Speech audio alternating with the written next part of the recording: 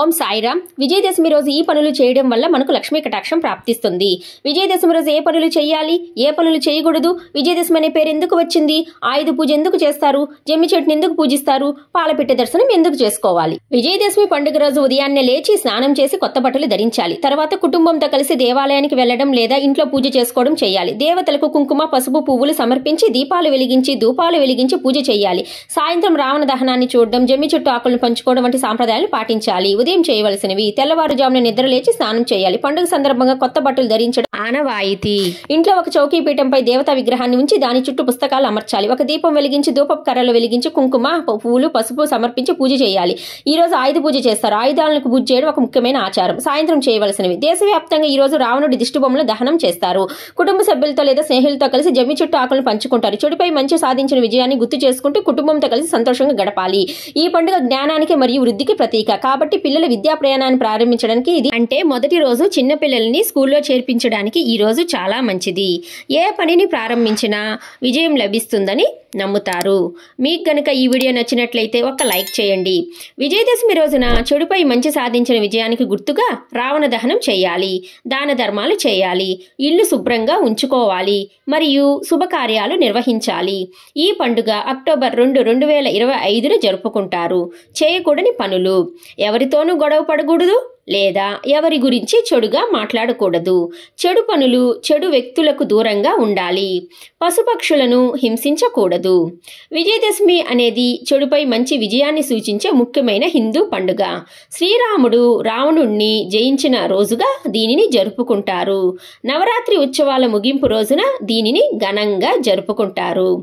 దేవదానవులు కలిసి పాల సముద్రాన్ని మదించినప్పుడు విజయదశమి రోజునే అమృతం ఉద్భవించిందని ఇతిహాసాల్లో పేర్కొన్నారు. శ్రవణ నక్షత్రంతో కలిసిన ఆశ్వీజ దశమికి విజయ అనే సంకేతం ఉంది. అందుకే దీనికి విజయదశమి అనే పేరు వచ్చింది. తిథి, వారం, తారాబలం, గ్రహబలం, ముహూర్తం మొదలైనవి చూడకుండా దసరా పండుగ రోజు చేపట్టిన ఏ పనిలో అయినా విజయం తథ్యం. చతుర్వర్గ చింతామణి గ్రంథం ప్రకారం ఆశ్వీజ శుక్ల దశమి నాటి నక్షత్రోదయ వేళనే విజయం అని తెలిపింది. ఈ పవిత్ర సమయం సకల వాంఛితార్థ సాధకమైందని గురువాక్యం. శమీ పూజ దశమి రోజు ఎంతో ప్రత్యేకమైనది. శమీ వృక్షం అంటే జమ్మి చెట్టు.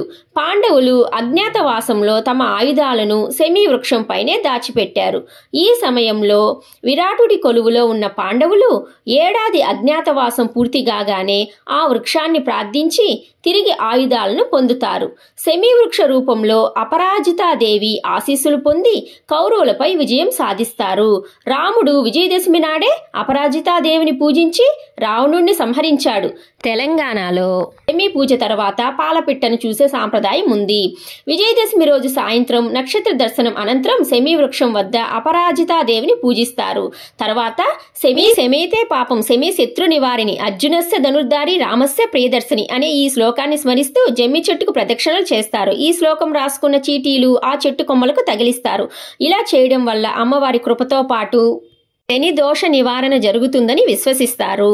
దసరా పండుగకు నీలిరంగులో మెరుస్తూ కనిపించే పాలపిట్టకు సంబంధం ఉంది.